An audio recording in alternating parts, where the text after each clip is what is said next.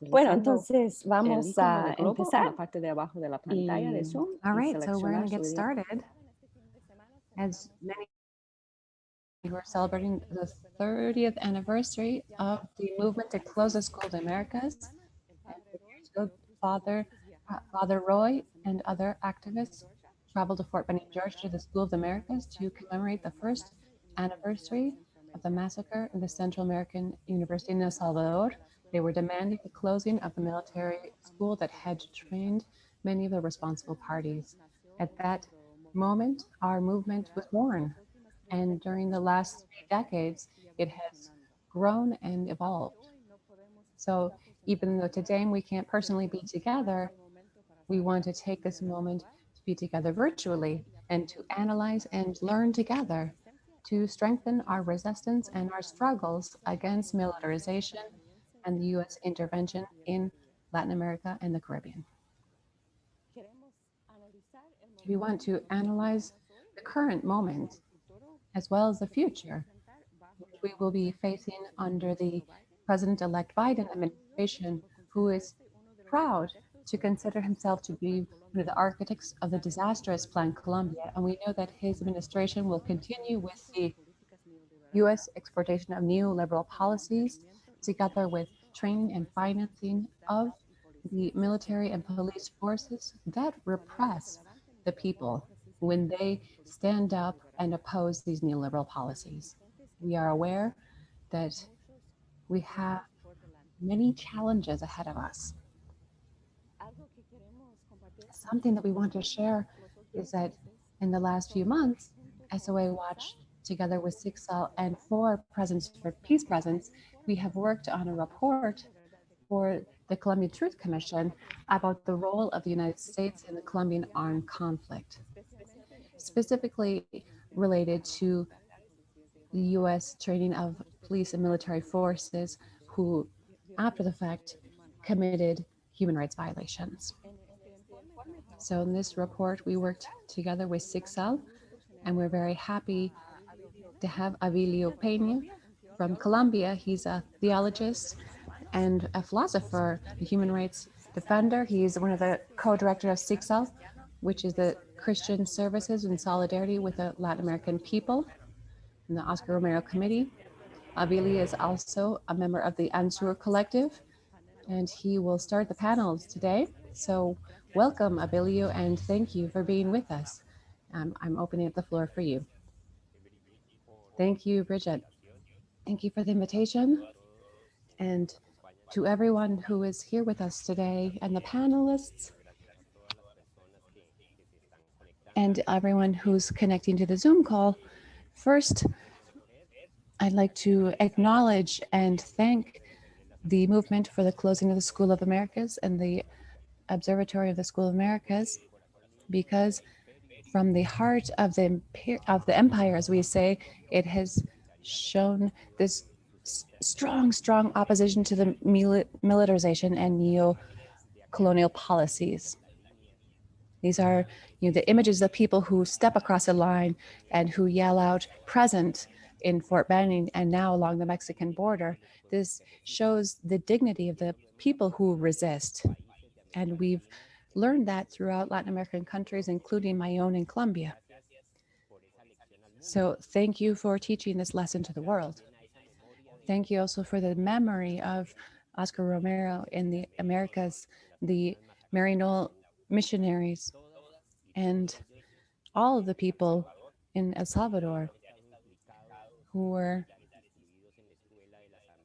involved in violence perpetrated by US training, and has happened with so many people who have been assassinated, disappeared, and tortured based on military orders in this horrific academy throughout Latin America. So I briefly want to talk about the moment, as Bridget mentions, this current context of change, this electoral context in relation to Colombia.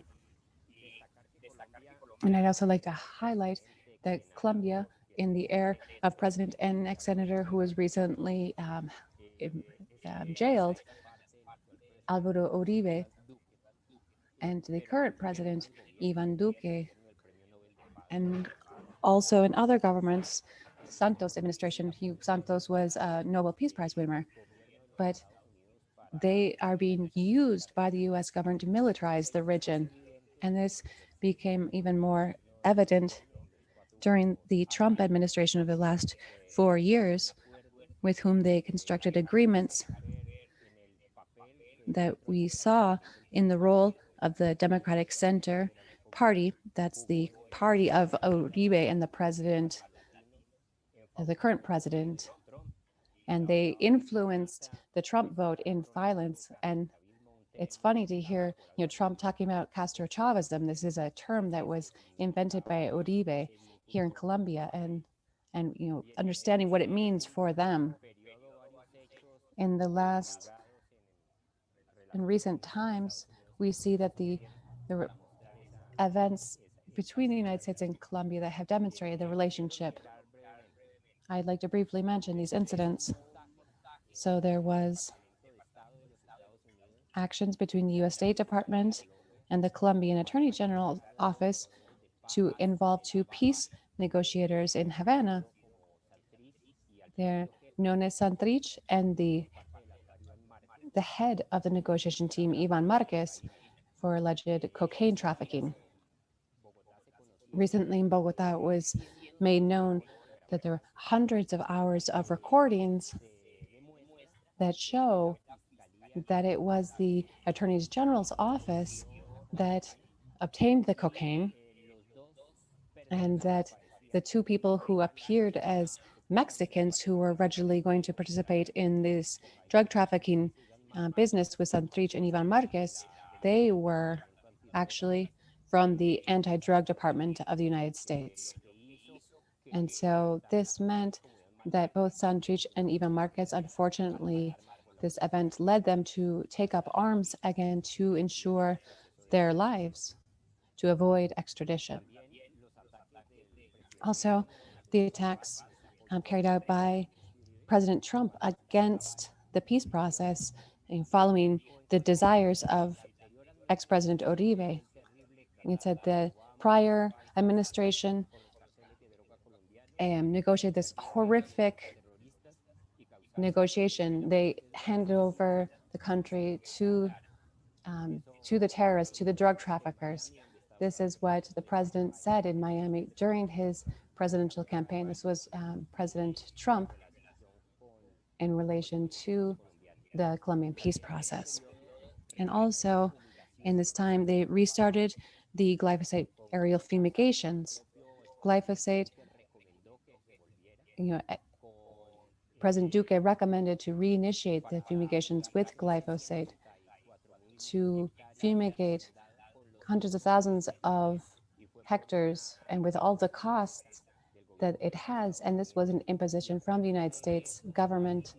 And in relation to this, there's been militarization of different areas, as we will be able to quickly name later.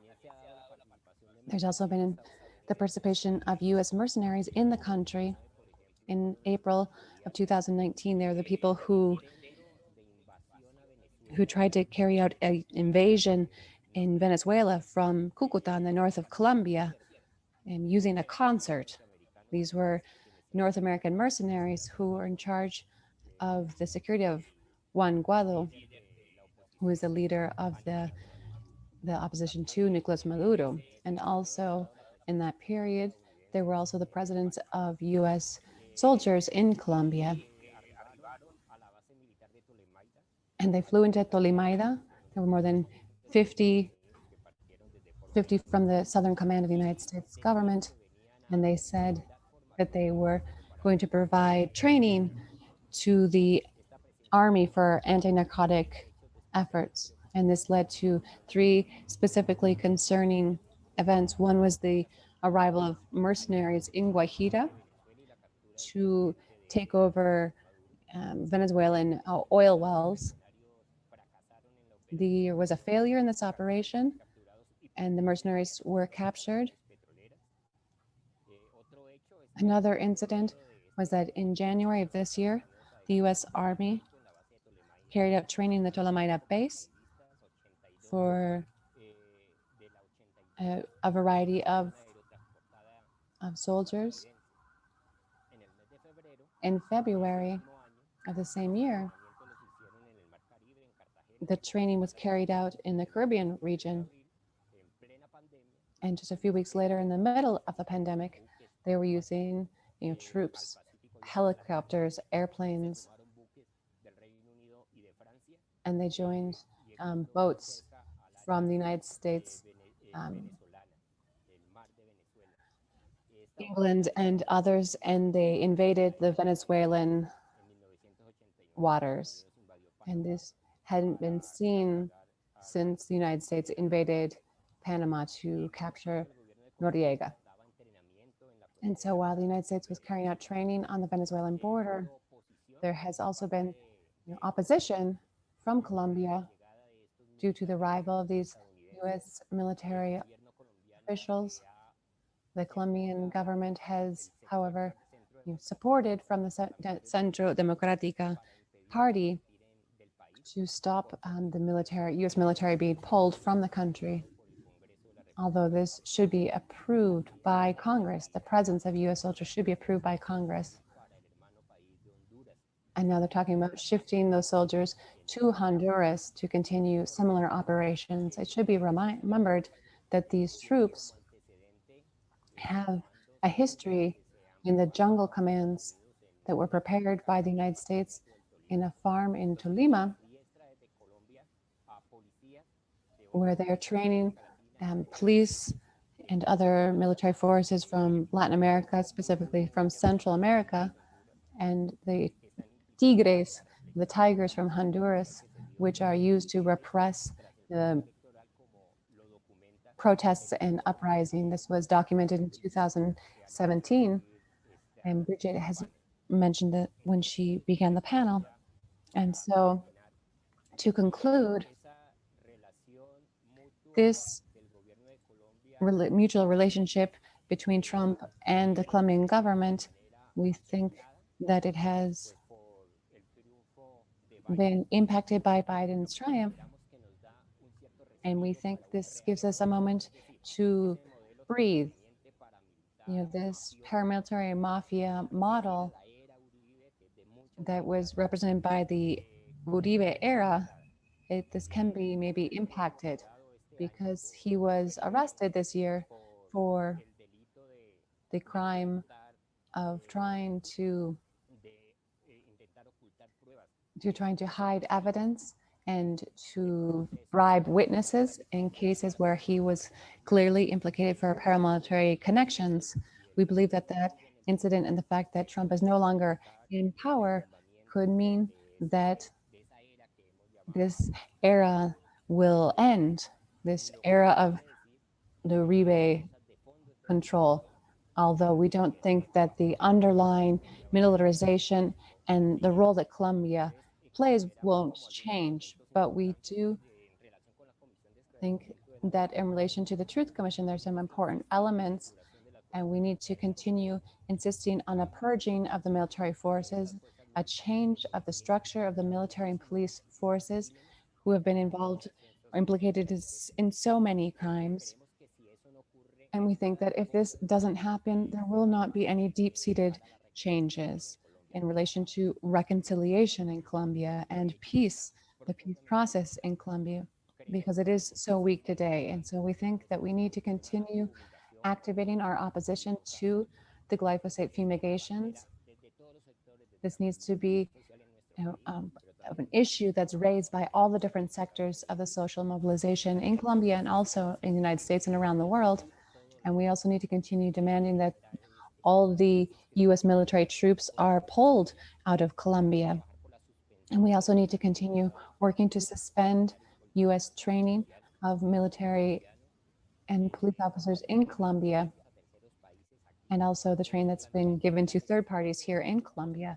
And there's also a need to create commissions here in Colombia and in the United States to evaluate the military manuals and look for a reform of these manuals, as well as achieving that there's a possibility to avoid continuation of providing training in the United States, military training. We think we need to promote a new peace process for the sectors who have returned to take up arms in the of the FARC, and also the ELN, which is still armed. There needs to be negotiation with the Colombian government.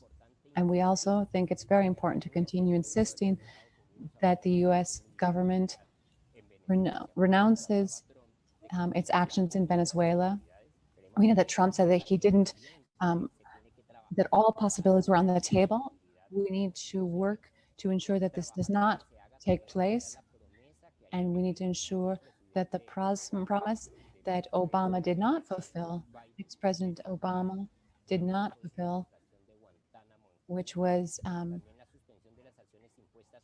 eradicating the Guantanamo concentration camp. And we also need to continue pressuring for a recognition of the pacts that were not recognized by the current president. So thank you so much. And I will stop there to be able to open up a space for the other panelists. Thank you, Abilio. Thank you for sharing your analysis. We are going to have another announcement on the interpretation for the people who are starting late. If you are having trouble, if you need translation to either English or Spanish, you have to click on the bottom of your screen. There should be an option. It's a globe icon at the bottom of your Zoom screen if you're on a computer, and select either English or Spanish. And there's like a yellow arrow in the image. And if you mute the original audio option, the red arrow will turn off the overlay of voices so you have a clearer sound. That's if you're on a computer. And if you're on a phone, on the bottom right hand corner, there's an option that says more. And if you click more, then there's an option that says language interpretation. And so that will enable you to hear right now in English what people are saying in Spanish. So solo para los que van a necesitar interpretación, estábamos explicando que si están en una computadora, el botón de abajo es un icono de globo en la parte de abajo de la pantalla de Zoom y puedes seleccionar su idioma preferido ahí y hay una flecha amarilla.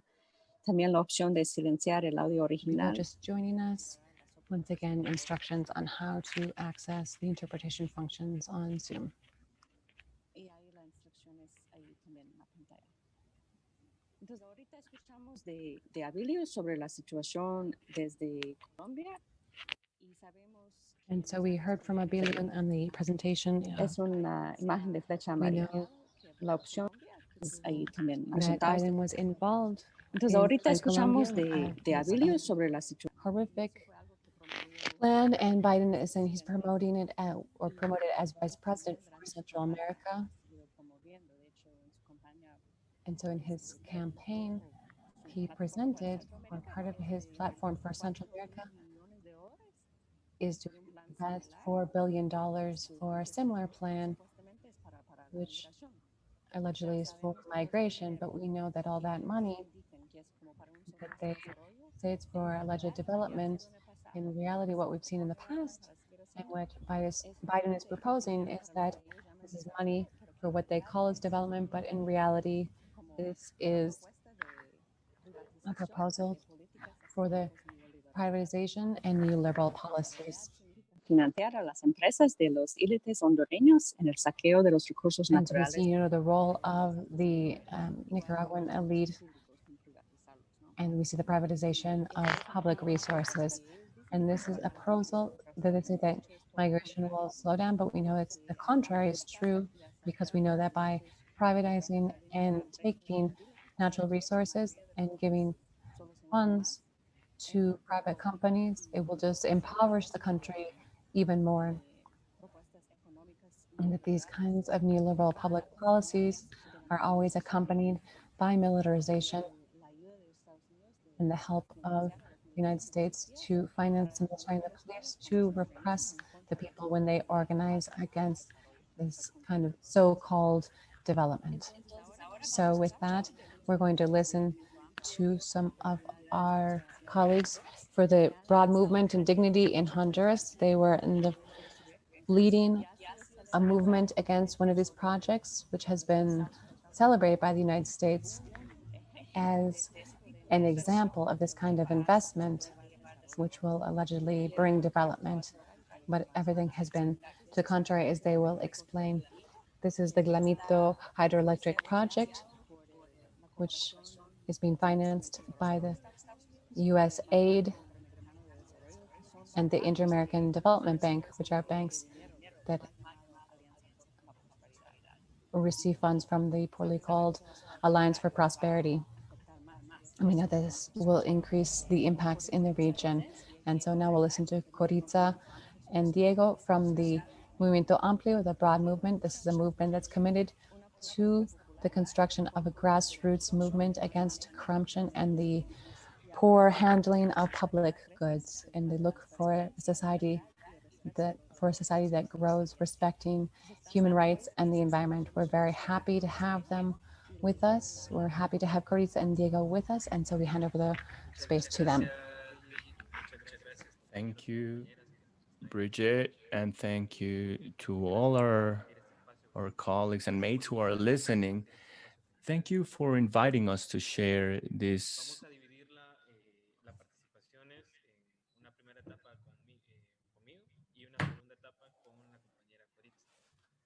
We have a first stage with me and a second stage with my colleague Koritza. I'm not sure what time do we have, Bridget?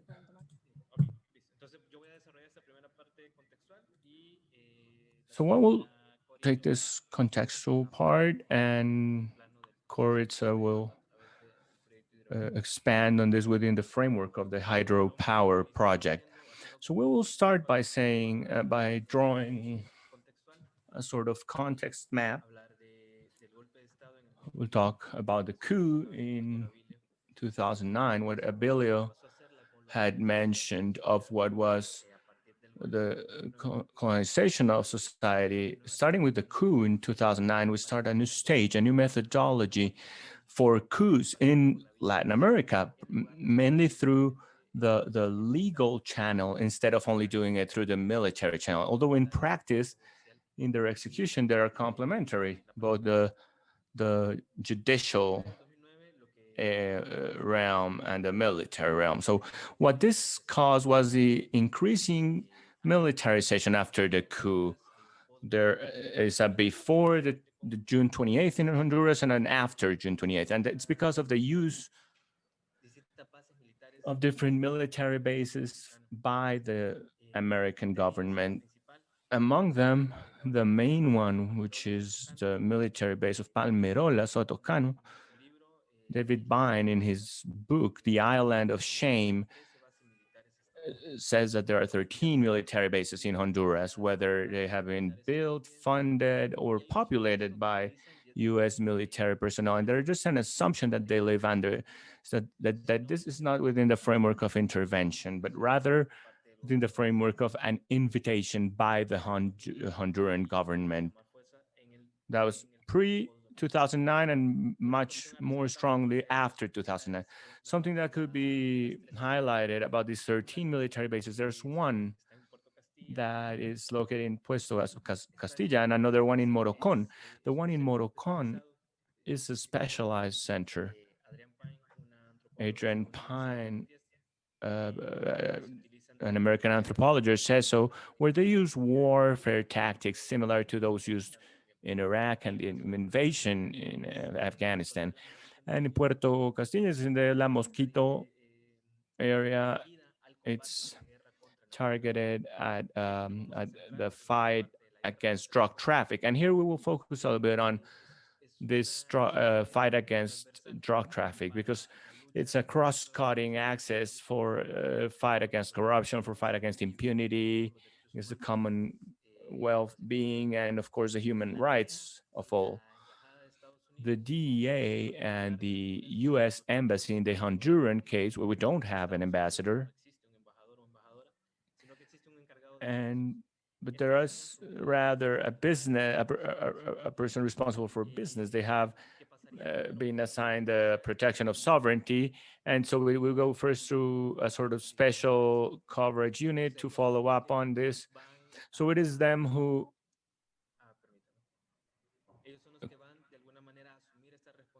it is it is they who will take on this responsibility of the fight against drugs. It's very similar to what Colombia went through in the 80s and 90s.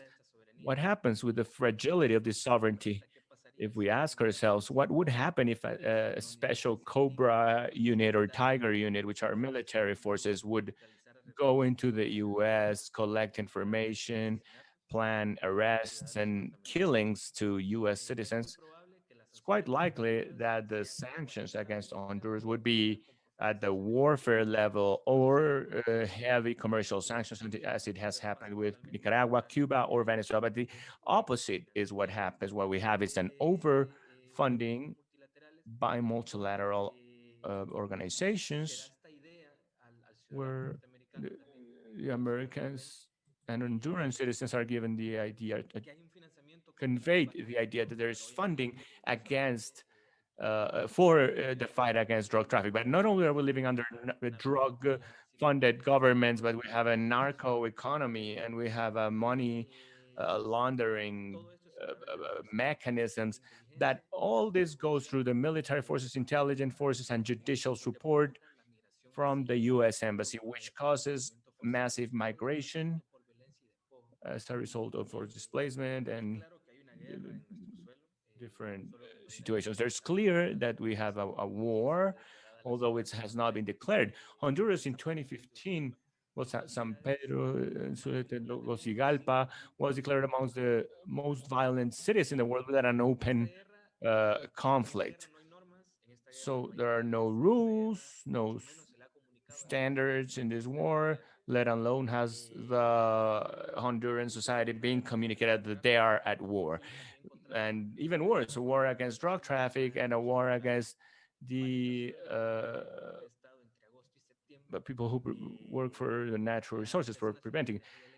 The national electric power company started a public bidding process on the purchase of electric power with natural resources. There was a regulations in 2007, but in 2009, with the coup between August and September 2009, a whole legislative bleeding starts by supporting energy processes with renewable resources. And among them, Mesoamerican process starts and hydropower in Arizona. That's linked to the entrepreneur Jorge Amina Bufel, who will also be a partner of Generación Eléctrica S.A. or Ingelsa. So all these projects were rejected by the commission, approval commission.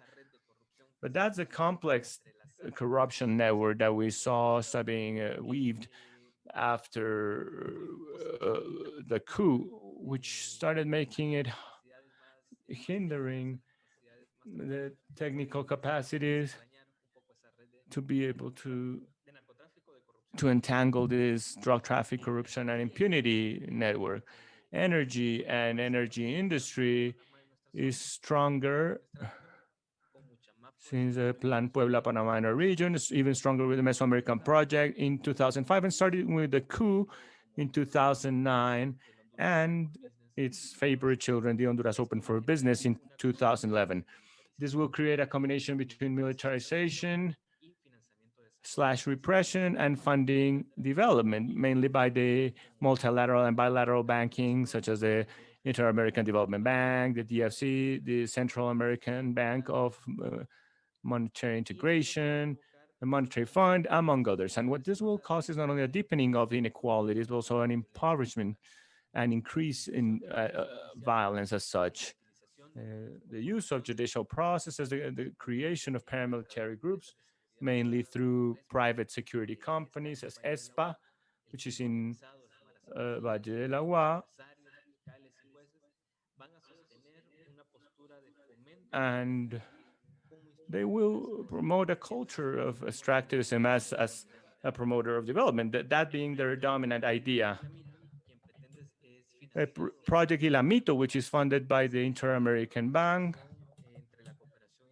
is an example of international cooperation with military bases and US cooperation through the National Congress and national entrepreneurs to instrumentalize legislation for their interests by developing complex corruption and impunity networks. And we can see some projects that were approved in 2009, as well as Berta Cáceres in 2016, the case of the Aguasarca project. For the Gilamito case in the municipality of Arizona, in the Atlantida department, we have had resistance in the space called Campamento Digno por el Agua. This has been raided by the military forces, by the US Embassy, mainly with their human rights unit. And there's been the fatal killing of Ramon Fiallos. I would close now. So to think, for whom are we producing that much energy, and at what cost are we producing that much energy? Whether it's causing forced displacement or because of violence. At the end, what will be the cost, the killings, forced displacement, and so I would close with this question: for whom and what for? Thank you.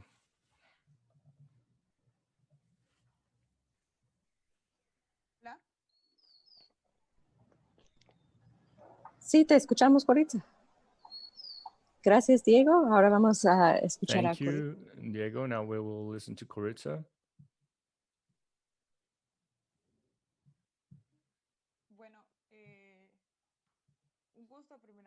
It's a pleasure being here with all of you today, sharing.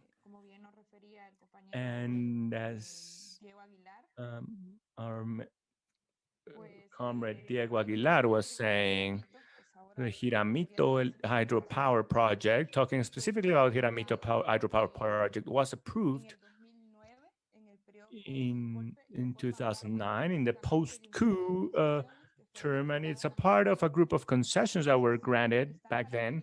And these concessions have the characteristic, it's a package of hydropower projects, which is the case in Honduras. Starting in 2019, there was an increase in the number of concessions in different parts of the country. And this is a part of what Brigitte was saying.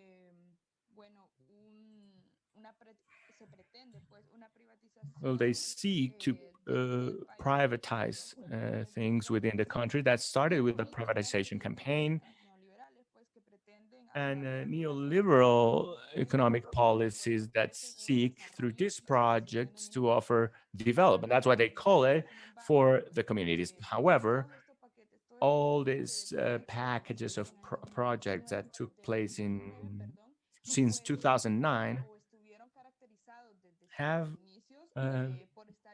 been framed within a process of corruption from the beginning, because in the different stages of concession granting, we can see that one within the process itself, and also with respect to the communities that these projects will interact with, because there was no participation of the communities, there was no consultation, and the granting of licenses and permits that should have been procured to get to the point of actually allowing contracting of all these projects did not take place duly. And some, as the case of Gilamito, disregarded the need for this environmental impact assessments, which are determined under the national laws.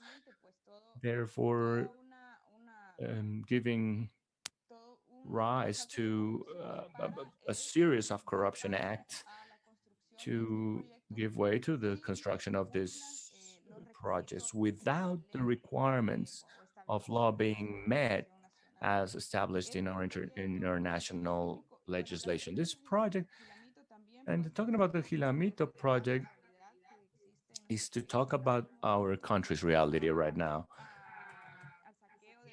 about the respect to the pillaging of the natural resources in different parts of our country.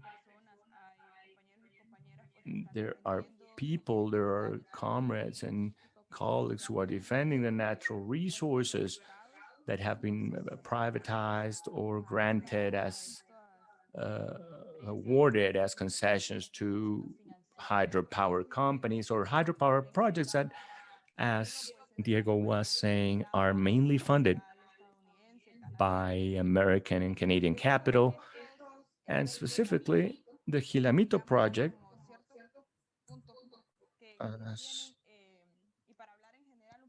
To speak from a general perspective on how have been the concessions granted in this project, this has taken place through lots of corruption and um, and flawed processes. Also, Gilamito and other processes in Honduras were awarded, even though the river Gilamito is a micro basin, has been declared a water producing micro basin, and it is inserted within a protected area for conservation, and it's called the Texiwat area in Atlantida. The project is located in Atlantida region, Gilamito, Atlantida. Also, this this construction work started without the community having the least amount of participation, and this caused uh, environmental impacts, contamination of the environment, sedimentation or deposits in the river. Because in the construction of this project, the company removed trees and locked down trees, and this caused sedimentation in the river. And that's when the people from Gilamito found out that there is construction works going on. So from our broader movement, started uh, having constant demonstrations and reporting these projects and the impacts that they would have within the communities, as well as any impacts that they were causing. So, but this has caused first that the communities became stronger, and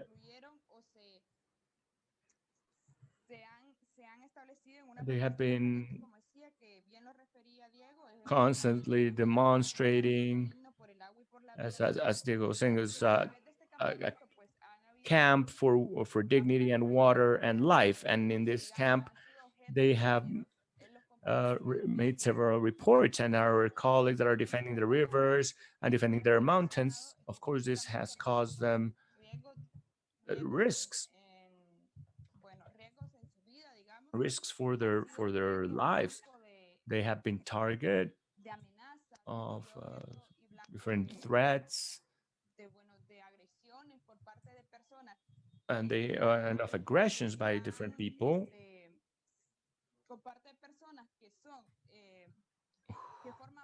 people who are part of the hydropower company in Helsa, which is the one that is conducting these processes,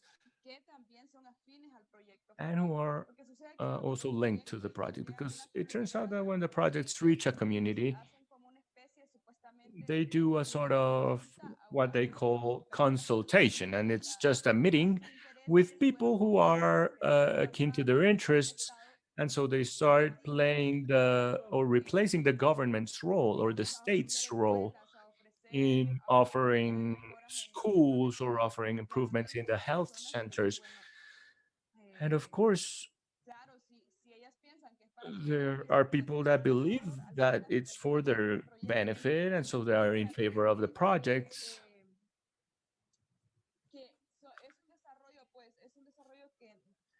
And it's an illusion because it is the state that should be covering these needs within the communities. These ideas of development that some people fervently believe in create a disruption in the social fabric within the communities themselves, and causes that our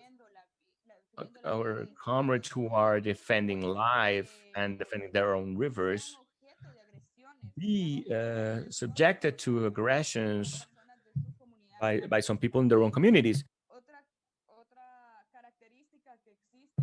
Another characteristic of this struggles and for their resources, natural resources, is that the Honduran state, very far from listening to the people who report this corruption and who report this pillaging and the violation of their rights, the right to water, the right to access to a river, access to information, and access to justice, instead of attending to these requests or these claims from the people, what they do is they start judicial criminalization processes against the people who they identify through the Attorney General's office or even the police, kind of profile and identify as the leaders of these movements that defend the rivers. And thus it happened also in Hilamito. There is currently a judicial process, proceedings against our fellow comrades for what they call usurpación here, sort of illegal seizing, but they're just awaiting for them to be called to public trial. That's how it goes here in Honduras. And this has all been a result of the actions for defense that our colleagues carry out.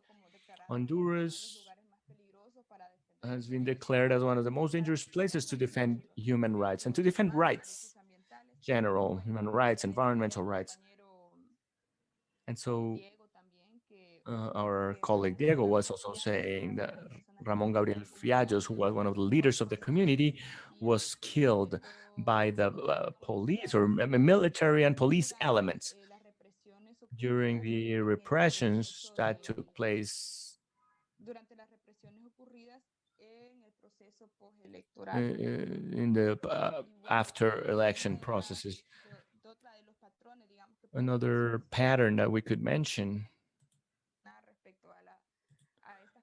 is related to these concessions and their strong impacts. Well, that's it. Apart from the environmental impacts, they do have an impact because at least in this Hilamito area, the waters of the river Hilamito are among the few water sources for human intake that we have in this Atlantida region. The Hilamito department that is under Atlantida, because most of the rivers have been awarded in concession in the territory. So communities are fighting for this water to be for the use, for the benefit of communities, and not as a company seeks, which is to manage them for private or economic interests. There's also other impacts, the poverty brought by this project, because in the end, it's not development as they would be selling the projects and this idea that it's development, and in the end, they fund the projects they pretend to fund the project with the development of the communities, but that's not the truth. There are many hydropower projects and many cases that are renowned. Maybe the colleague Berta, Guapinol, Pasquiles, they are other comrades who are fighting in Atlantida for the defense of the river. So they all know that what these projects have brought is social divisions, threats, and displacement, and even death of our comrades who have been defending and who are currently defending the common natural resources.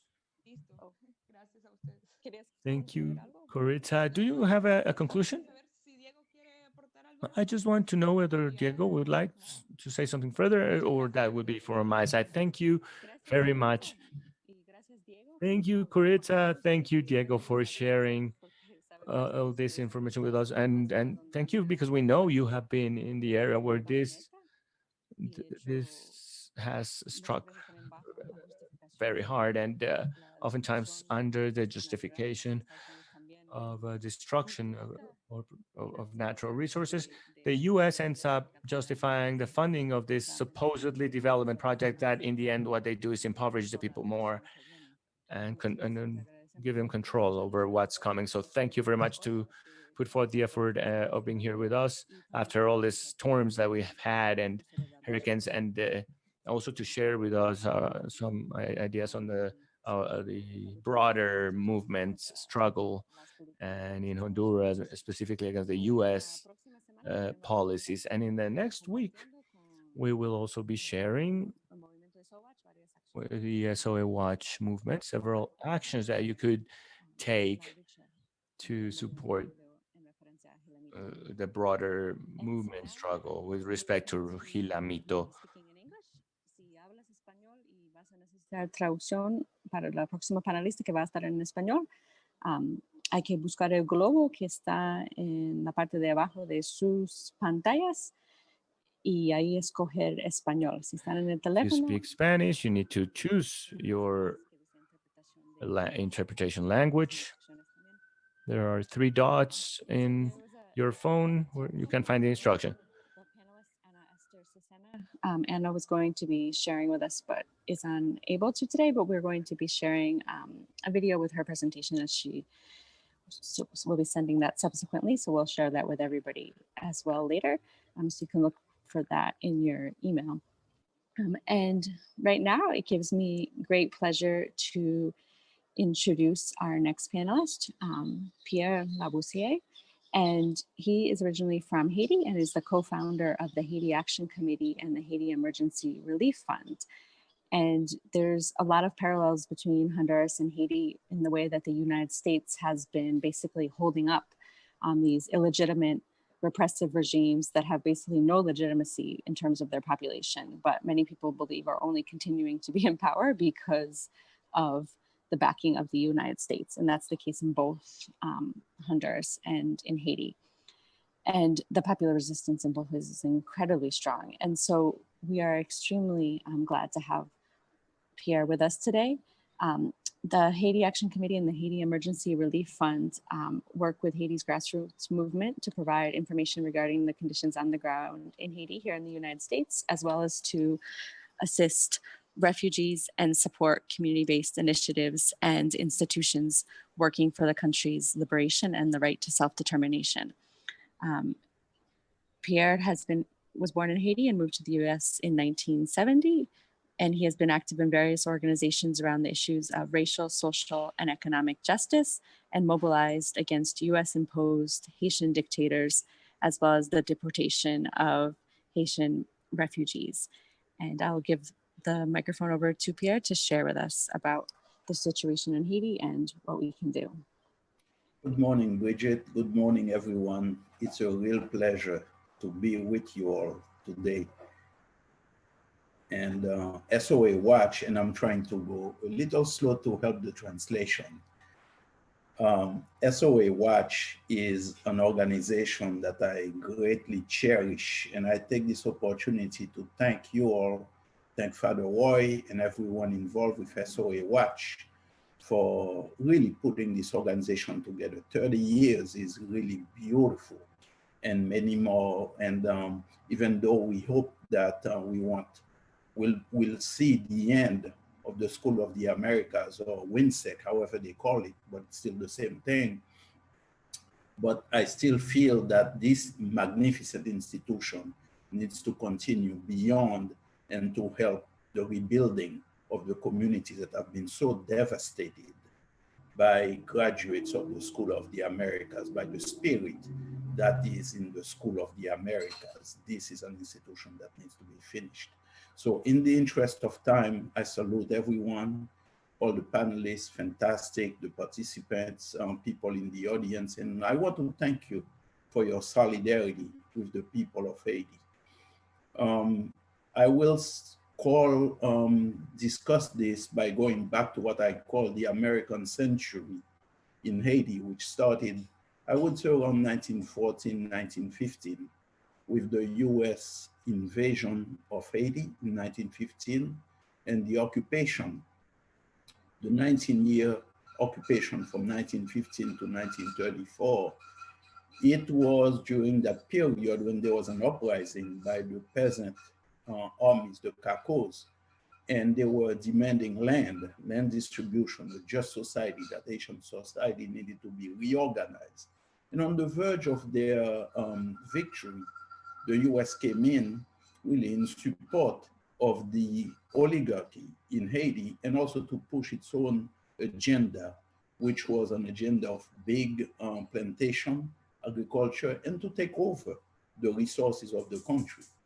The year before, well, a few months before, in preparation, 1914, the US Marines, a detachment of them had, all of a sudden, it appears in collusion with the Haitian government at the time, gone to the central bank of Haiti and seized the gold reserves of the Haitian bank and very quickly transported it to, I believe it was to New York City, to one of the banks there. And that gold has never been returned to Haiti. It was a huge amount. And so that a few months later, July 1915, was the US occupation, as I mentioned. But what I want to emphasize is through that time, the Haitian people resisted the Marine occupation of Haiti. And when they resisted it, it's been estimated that over 20,000 Haitian peasants were killed, were massacred by the US Marines, and also Haitians working with them in the service of the Haitian oligarchy.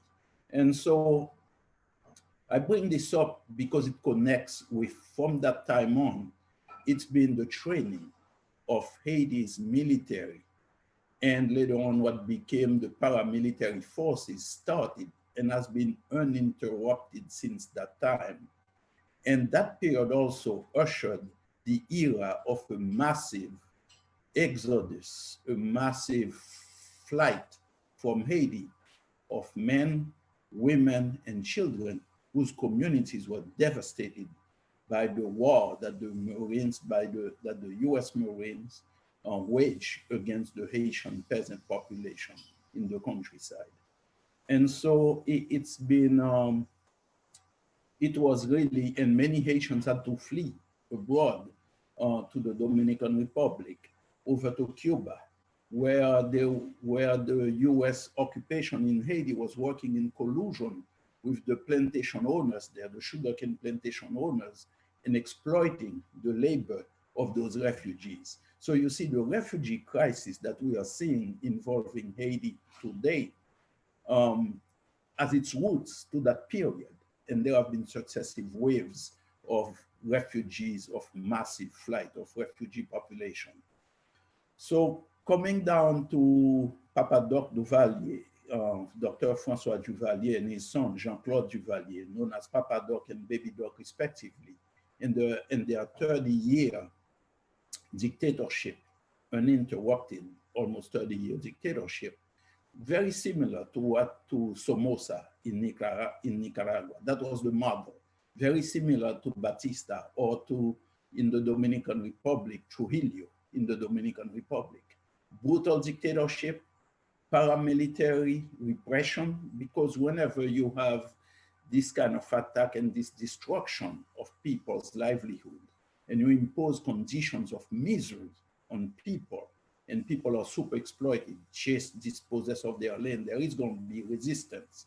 And so to deal with that resistance, we've had this massive militarization of Haitian society, combined with a reign of terror that was unparalleled. So during the Duvalier period from 1957 to 1986, it was just unparalleled repression. It's estimated that over 50,000 Haitians were massacred by Duvalier, father and son, in their war against the people of Haiti. And the infamous Tonton Macoutes, those were like a militia, an official militia of the Duvaliers that really destroyed, wrecked the country, wrecked the economy. Haitians fled in huge numbers. Again, the refugee crisis, bringing up the issue of Haitian refugees, since I'm talking about Haiti, but I can say it's similar to what went on in Central America and in many parts of the world. And so the people's movement organized itself, got rid of Baby Doc in 1986, and then there was a successive continuance of military dictators, all propped up by US foreign policy. Now, I mentioned before, there was training. It's through the Haitian military that this reign of terror, this super exploitation was able to continue through the decades from 1915 until present day. And it was successfully challenged when in 1990, Haiti has had its first free democratic election. And this was a people's victory. People had fought. People who were in 1987, people who had gone to vote were massacred in November while they were waiting to vote. The military and paramilitary forces massacred a lot of our people. And the reason I bring this up, it's because many people are totally unfamiliar with Haiti's history and with what's going on. I had a conversation with a dear friend, someone I admire, but he didn't have a sense of the continuing, how should I say, the continuing tight closeness, close relation of the Haitian military and present-day police with School of the Americas or other ways that the US military trains and that the Haitian military and paramilitary forces are, how should I say, it's like really intertwined in the training, in financing, and in the support that they get, and also in the war that they are carrying out against the people of Haiti. Fast forwarding, we had a coup d'etat against President Aristide in 1991. And after 3 years of brutal repression against the Aristide government, then President Aristide was able to return to Haiti. And in 2000, people voted massively again to put President Aristide in office. Why? Because for the first time in our history, we had a government that was devoted, that was prioritizing the people, the grassroots movement, the peasants, the women's movement, the workers by double the minimum wage twice on 2 occasions, also built hospitals, built schools. There was an agenda of demilitarizing Haiti.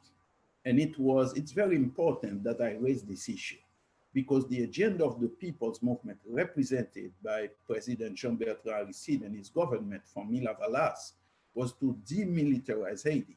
They disbanded the Haitian military, which was a creation of the US, totally, completely useless, more dangerous to Haitian society by fomenting coups d'etats and killing people in the service of a small minority, a little oligarchy, less than 1% of the population. So President Aristide got rid of them. And from the savings of that military budget, which was 40% of the national budget, that savings was invested in building schools, hospitals, sources of drinking water, land distribution to our peasants, supporting peasant farmer cooperatives.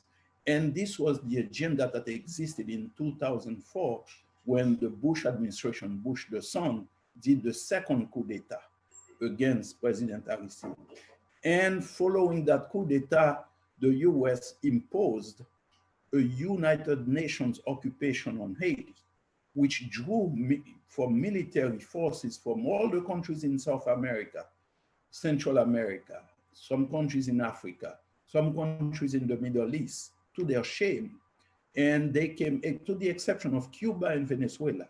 And all these countries came to impose a military dictatorship once again on the people of Haiti. So from February 2004 to the present, Haiti is under a United Nations military occupation. The occupation period, not just military, but occupation period. They try to pretty it up, give it new name, just like they gave School of the Americas, they changed it to WINSEC, but it's the same thing that's going on today.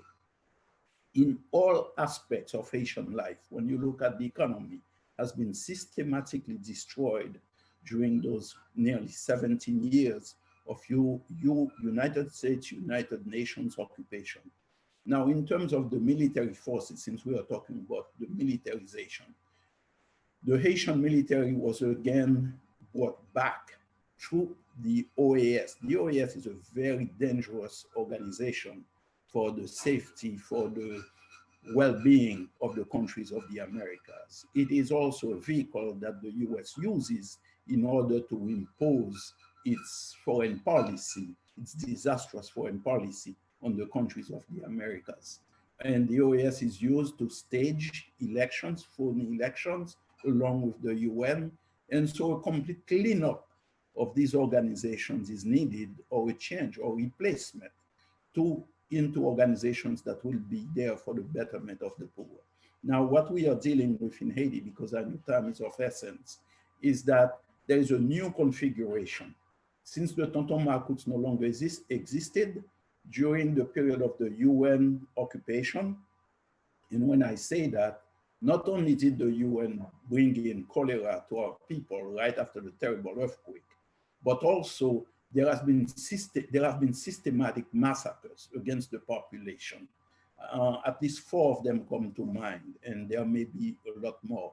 But then later on, they have worked with paramilitary organizations. They call them gangs. And again, please take lessons from this, because whatever they do to Haiti, they practice it. Haitians call themselves the laboratory, because we see that they use us as a laboratory to practice some of these things before they impose them on other lands. And for example, for these elections, I was there during the last elections, completely, totally fraudulent. And when the Formula Valas party challenged these elections and had proof that they were fraudulent, the US, through the OAS, said no, that they would not allow the legal challenges to proceed, and they recognized the government of Jovenel Moïse to be the legitimate government of Haiti. This was a total fraud, and unfortunately, the world went along with it. In terms of the war on the poor, the Jovenel Moïse government has been creating paramilitary forces. They call them gangs in the media. Automatically, it's a cool trick that they play on people worldwide, and on the people of Haiti too. When they call something a gang, people assume that these are criminal elements, which they are, and as if they are at war against the government. But these are government-created gangs. That's why the term more paramilitary death squads affiliated with the police is a better use of the term. One of the more notorious, who's been cited several times, is a man by the name of Jimmy Cherizier. His nickname is Barbecue. And he's a police officer. His name was being put out there as someone who was working very closely with those so-called gangs, with those death squads. And the police claimed that he was that he had been fired. However, he continues to work systematically, very closely with the police in attacking communities. There was a massacre of the community of La Saline, again with Jimmy Cherizier leading that massacre. It's been estimated that close to 200 people were killed horribly. people were mutilated.